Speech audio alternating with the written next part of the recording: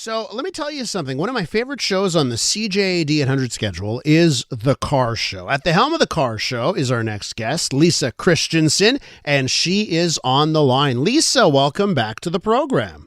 Well, good morning to you. So, listen, for those who don't know, on Saturday, right, we're dealing with the aftermath of the rain that we got on Friday. I preempted your show because we did some special coverage, and we took you off the air for the week, and then we did some special coverage. We had you on for a segment, but I still feel bad because, like I said, the car show is like the best show, and we took you off the air. So I said, let's get Lisa back on because I think for a lot of people, they've got some questions when it comes to water damage and their vehicles. So, Lisa, why don't you start us off here? Where do you think we should start off? What should we be talking about here? I think obviously the first place anybody should have started was calling their insurance company and being patient and waiting for them to answer the call, because we all know every insurance company was like an 8-hour wait online to get to an operator to make a claim, whether it's for your home insurance or your car insurance. But with your car, I'm telling you, once those cars are flooded, they are a write-off.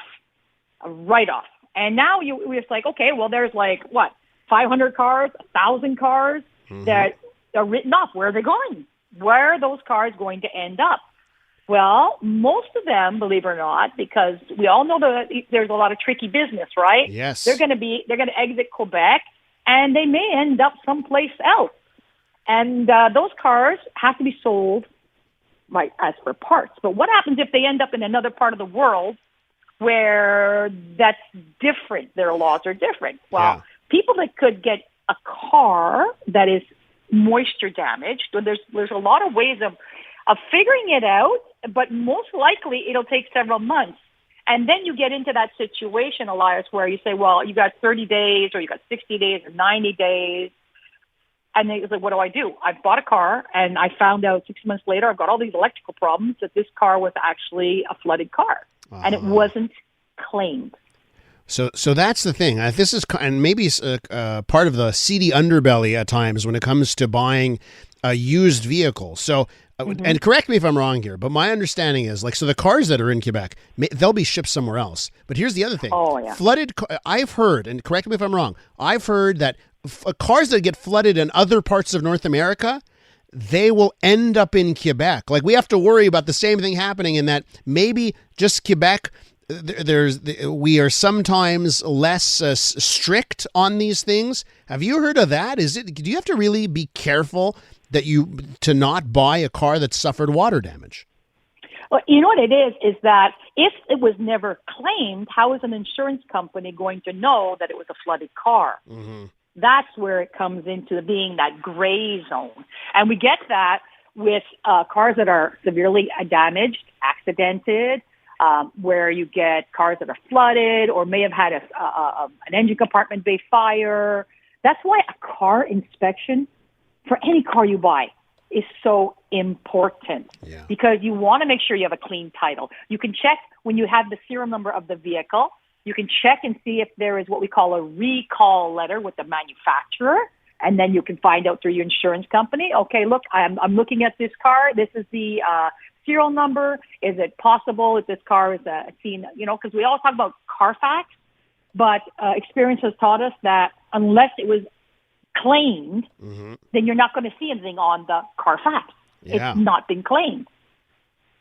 So we get looking at these wet cars, these cars that have been flooded, whether they come from outside of our province or they come from our own province, and you start looking at things like, the dash, because a lot of dashes now are fully electronic. You got plastics in there, and as things warm up, water evaporates and gets caught into little nooks and crannies, and you start seeing maybe the humidity on front of the AC controller. You see the plastic there with the numbers behind you. You say, why is there humidity behind there? Your instrument cluster, why is there humidity behind the dash? And those are moisture. And under the seat, wiring harnesses. Elias, you'd be amazed. A wire coated in plastic. I had a car that came in once with antifreeze leaking out underneath the glove box, and there's no reason for it to be leaking there. And it ended up being the coolant sensor on the engine had ruptured, and the coolant was being pushed through the copper wire, through the insulation, into the car's onboard computer and leaking out. So water can get into anywhere. And it's only after things start drying out that we start seeing a lot of problems. And once you start tracking that down, we're talking thousands of dollars just to find out that you've got a car that's been flooded. And that's the thing, Lisa, right? I would also imagine that there's some people, they don't want to make claims. Perhaps it's an older vehicle, and they just figure, you know what, let me just dry this thing out and just try and sell it, cut my losses to someone who's unsuspecting, right? So exactly. So and this is where the market is right now, Elias, because we know there's a shortage of used cars on the market. Everybody that had a lease, all the companies were calling you back and say, hey, you want to trade up? And like the trade in value was a little bit higher, but not as high. There's such a shortage on the market right now. All of these cars are going to be moving out, whether they leave in a container for another foreign country or they go to another part of Canada, but they're going to be moving around. So I would suggest anybody looking at purchasing a vehicle in the next 12 months, whether it's especially used, is to seriously have the car professionally inspected. Be sure that that has a clean title to the best of your ability. And an inspection really will help. And Lisa, what if you're someone that, you just don't have the budget right now? Your car was damaged. Maybe it's not too bad because you didn't run the car through water, but it did get flooded. And you know what? You dry the car. Like, what is your advice for someone, for financial situation? They got to keep that car. Do you have any advice there? You know what? A lot of people are in that situation with the economy the way it is. We come out of the pandemic. The cost of living is skyrocketed.